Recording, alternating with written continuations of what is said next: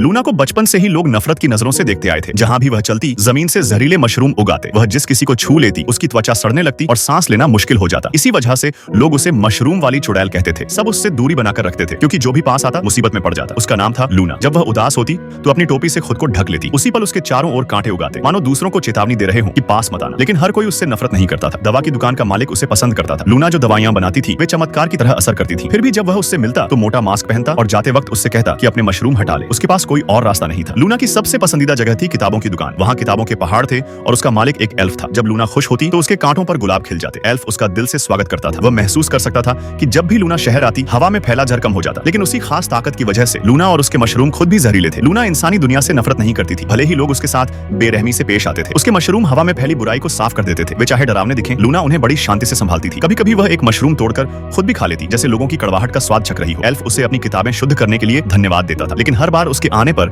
जहर से लड़ने के लिए खास अगरबत्ती जलाता और उसके जाने के बाद वह हर चीज को ध्यान से साफ करता जिसे लूना ने छुआ था। लूना सब समझती थी, फिर भी उसे बुरा नहीं लगता था। बाद में वह दवा की दुकान गई। वहाँ भीड़ लगी हुई थी, सब उसकी दवा के लिए आए थे। लूना चुपचाप एक कोने में बैठ गई। जब उसने लोगों को दवा लेकर मुस्कुराते देखा तो उसकी सारी थकान मिट गई। जाने ही वाली थी कि उसकी नजर एक खास मरीज पर पड़ी। अगले दिन वह ऐसी दवा लेकर आई जिससे कटा हुआ पैर दोबारा उग सकता था। लेकिन दुकानदार इतना चमत्कार स्वीकार करने से डर गया। लोगों को यह काला जादू लग सकता था। लूना उसे मना नहीं पाई। वह खुद उस आदमी को ढूंढना चाहती थी, लेकिन किसी ने भी उसका पता बताने से इनकार कर दिया। मजबूर होकर उसे दवा की शीशी छोड़नी पड़ी। अकेलेपन के साथ उसने शहर छोड़ने का फैसला किया। तभी उसने एक जवान जोड़े को देखा। यह पहली बार था जब उसने ऐसा दृश्य देखा था। उसके शरीर की वजह से कोई भी उसके पास आता तो जर फैल जाता। किसी को गले लगाना उसके लिए नामुमकिन था। उसने किताबों की दुकान से एक प्रेम कहानी खरीदी। उसे खोलते ही लगा जैसे वह एक नई दुनिया में दाखिल हो गई हो। लूना को चित्र बनाना भी बहुत पसंद था। उसने उस लड़के का चित्र बनाया जिसे उसने पहले देखा था। वह सुंदर था और लूना को सुंदर चीजें बहुत पसंद थी, लेकिन वह डरती थी कि कहीं वह उन्हें खराब न कर दे, इसलिए उन्हें कागज पर ही सहेज लेती थी। तभी एक चमत्कार हुआ। चित्र में बना लड़का जिंदा हो गया। वह हल्के से मुस्कुराया और नाचने के लिए उसका हाथ थामने को आगे बढ़ा। दोनों रात के आसमान में तैरने लगे। चमकते चांद के नीचे उन्होंने नृत्य किया। लूना खुशी में खो गई। तभी तेज हवा चली